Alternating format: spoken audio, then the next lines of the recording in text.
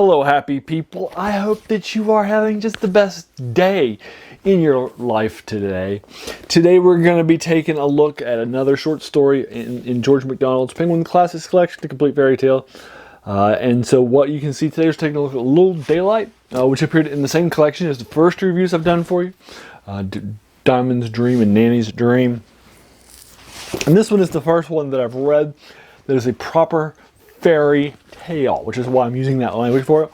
The other two have sort of fantastic things that are happening via dreams. This one is actually just a proper fairy tale. Literally, there are good fairies and a bad fairy. There's curses, blessings. There's a prince and a princess. This is definitely more of a traditional fairy tale sort of a setup. So what winds up happening in this short story that's about 18 pages long, took me about 22 minutes, 25 minutes maybe for me to read it last night for the first time. So what's basically happening is that we're set in a small castle, surrounded by a village, surrounded by some woods, and some different light and that sort of thing. And in these surrounding areas, there are a number of different fairies that live. And there are several good ones and one not so good one.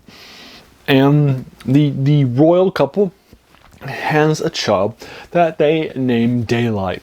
And Daylight is this really cute, really attractive, affecting child. And they have the child's christening. So for the child's christening, they invite all the different people of the kingdom and the good fairies. They don't invite the bad fairy because they think she's a witch. But she shows up anyway in order to give gifts at the christening, and the good fairies all meet up in order to give her some nice gifts. And their thought is that the bad fairies here, so what they want to do is give her some good gifts, some good blessings ahead of time. They give their blessings, and then the old fairy steps up and says, Little Daylight will be the exact opposite of her name. You know, she's going to be asleep during the day. And then there was a fairy that they held in reserve, and she pops out and says, and she'll be awake at night. Or give her like a normal sleeping things.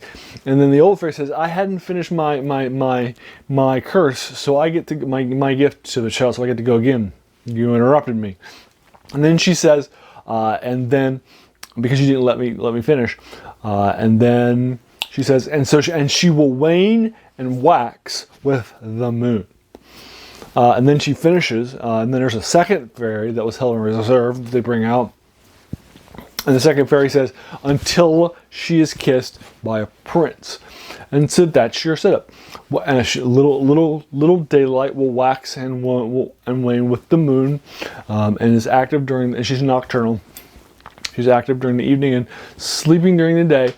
And then once she is kissed by a prince, then she will stop her curse. And the gift will end from the dark fairy.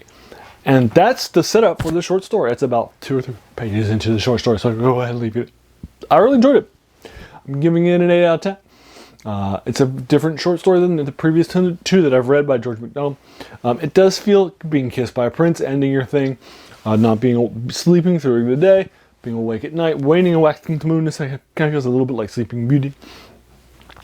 And maybe a little bit like a traditional fairy tale from maybe 100 years prior, like Hans Christian Andersen or the Brothers Grimm.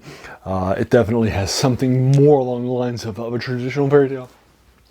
And there's nothing wrong with that. You know, it's definitely fantasy. And that sort of a thing.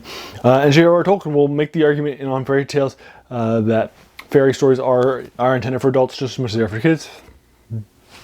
And George MacDonald will also make that same argument in an 1890s essay that he publishes as well.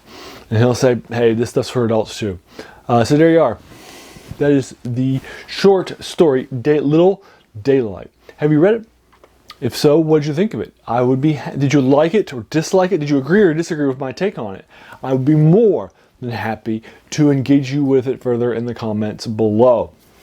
If you like this video, hey, why not hit that subscribe button? There should be a lot more videos to follow in fantasy, science fiction, and in horror. And then finally, hey, I just want to thank you for taking some time out of your day and investing it in watching my video. We all have so many things that are happening in our lives, and we're pulled so many different directions. So the fact you spent this time with me is incredibly humbling, and I appreciate it again. Thanks again, and have a great day.